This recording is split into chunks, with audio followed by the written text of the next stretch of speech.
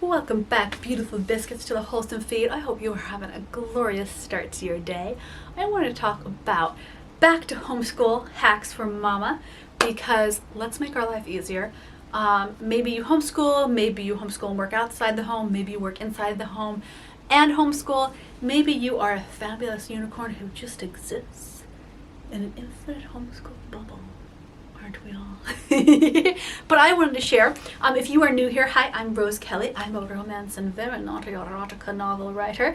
I write under the pen name R.M. Kelly. You can check out all my novels down in the description box. I also run a really beautiful Patreon community that is near and dear to my heart on primal self-care. You can check it out over on patreon.com/Rose Kelly if you would like to join a community of primal deep self-care that is fun and playful and goofy and still covers topics that make our lives actually happier. But things that actually make me happy is life hacks to make life easier for a homeschooling mom, because guess what, life gets busy, life gets complicated, and sometimes we want some hacks just to streamline and smooth things out and make it a little bit easier. Here they are. An organizing cubby to carry all the stuff all around your house. I have little handheld organizer cubbies for toys, for Play-Doh, for homeschool supplies, pencils, pens, paints. I actually buy them at the dollar store for cheap. Sometimes you can actually get them cheaper at Target or Walmart. They are so handy, universal. You can't have too many. Bathroom things, if your kids are doing diaper changes and you need to have a little caddy, they're great for that. Toothbrush caddies, if you want to make it more fun for them, they can have a little caddy with their little toothbrushy and flossy supplies. But it's awesome for making our homeschool more streamlined because we keep all our supplies in there. Pencil comes out, pencil goes back in. Stickers go in and out. We'll have a larger cubby with a handle that we will then put our workbooks on so that we know where everything is and nobody can hide anything, nobody can forget it. Mom can't misplace it. It makes life so much easier. We love this for our family. So I have a 2-year-old and a 9-year-old in 3rd grade, and we do sticker rewards. And that can be, you get a sticker for just finishing a page in a workbook. You can get a sticker beforehand and then play with it. We do sticker playbooks for the 2-year-old. My 9-year-old just loves stickers in general, so they're a great motivator and a great kind of treat and reward just for being good, being focused, being calm when we need to be to do homeschool. I love sticker rewards, and they're not an expensive reward, so it's a really easy, budget-friendly hack. Okay, I love this. So my son on the spectrum is only now just beginning to recognize when his shoes are on the wrong feet. He's never been able to tell when they're on the wrong feet before. So to help encourage that, now that he's gotten to this milestone developmentally, because I've never wanted to push it until he was ready, is we take a sticker, we cut it in half, and as you can see, you put it in the shoe so that he knows what's going to make the right sticker shape. And it makes it fun for him. It's easy if they come out, I just put another sticker in, and it just helps him get into the mindset of seeing the shoe, how it's supposed to go on his foot. And it's really helpful. My daughter doesn't seem to have that trouble. She seems to be able to recognize which shoe goes on which foot, but I still primarily dress her. But she does seem to be able to kind of start to figure out the shoes. But I'm going to start doing the stickers for her too. I wanted to wait until she was a little older to make sure she wasn't going to eat the stickers. But they really are fun, and I like picking out the stickers. This can be so helpful if you have an adversarial educational experience with your homeschooler, or if you have a homeschooler that has trouble focusing or concentrating.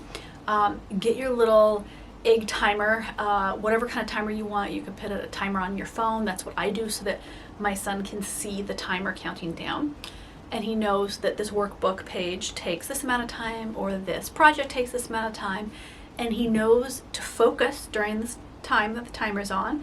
And he knows that also it won't last forever. The timer will bing, the sand will run out, right? He will be able to do his project, focus, and then move on to the next thing without having it be an end of the world kind of tantrum. It's super helpful for that. My 2-year-old doesn't quite understand a timer yet, but 9-year-old totally understands, and it's really helped him have a little bit more focus and ease when we're doing concentrated, real learning time. This is so handy. So I have a lot of Velcro shoes. My 2-year-old does Velcro shoes. My 9-year-old still can't tie shoes, so we do Velcro because it is exhausting to try and get a kid that kicks you to tie their shoes all the time. So we do Velcro, and they get all dirty and mucked up. So I just grab whatever tape dispenser I have. I use the teeth on it. I scrape it on out, and as you can see, it gets way cleaner. It's awesome. It gets like pet hair out, because my brother has cats and we like to go over at his house, and it gets just funky muck out, gets them all clean. They work, they last longer. I love things that gets my kids' shoes to last longer, because not only do these kids grow super fast, they just shred shoes in months. It's amazing, sometimes weeks. And so anything that I can do to get shoes to last longer, I'm happy about. I love a good little worksheet. I love a good little calendar organizer. It's awesome. So we like to do a goal sheet. And some weeks we leave the goal sheet and we just let us have free range time. But when we're really doing good, concentrated back at homeschool time, we write out a goal sheet. And it could be really simple. It could be to learn one thing, or it could be a more complex idea, right? We write it out. In fact, you can download this sheet particularly from my blog. It's linked down below in the description box. And it's so handy to have a little something that we can go over. Have we learned this yet? Are we done? Are we ready for our reward? Are we still working on it this week? And then Saturday, or whenever you end your week, Saturday for us, then he gets to look at that. He finished his reward chart, and we are going to get our goal chart, and he's going to get a reward. And frequently it's that we get to go out as a family and have a mommy and me ice cream date and talk about our feelings and enjoy a treat and just have a nice time as a family. Sometimes the reward is something else. I try not to make it a big ticket money item, because this is a weekly thing. Just something fun that's more emotional reward than necessarily like a physical, I'm going to buy you something reward, if that makes sense. So I have 6 years between my son and my daughter, so there's a big age difference, at least when it comes to homeschooling content. So what I love to do is I love to have a snack drawer. When I am boring my 9-year-old by doing some fun sticker coloring pages with my 2-year-old, he can go get himself a Snacky-Roo out of the snack drawer. It's at an easy height for both him and his sister to reach. If I am doing some concentrated time with my son, she can go get herself a little applesauce back, come back to me, I'll open it up for her. It's really she associates learning time with a yummy snack. My son associates a nice snack when I'm playing with his sister. So it's just a nice thing to have. And throughout the day, you know, if I'm busy working from home and I'm like, oh, I've got to respond to these emails, or I'm editing a video right now, I'm not going to make you another meal. Go to the snack drawer. I know what's in it. It can be homemade snacks. It can be pre-bought snacks.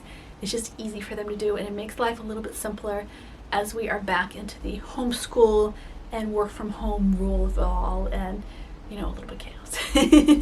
Alrighty, biscuits, I hope that at least a few of these hacks were helpful to you and inspired you to not fear the autumn and just enjoy this time with our families, because it's a little crazy, but it's also a lot of fun. I'm going to see you over in Patreon on all of our primal self-care, and as always, I'll see you in the next video here on the Wholesome Feed. Bye, biscuits.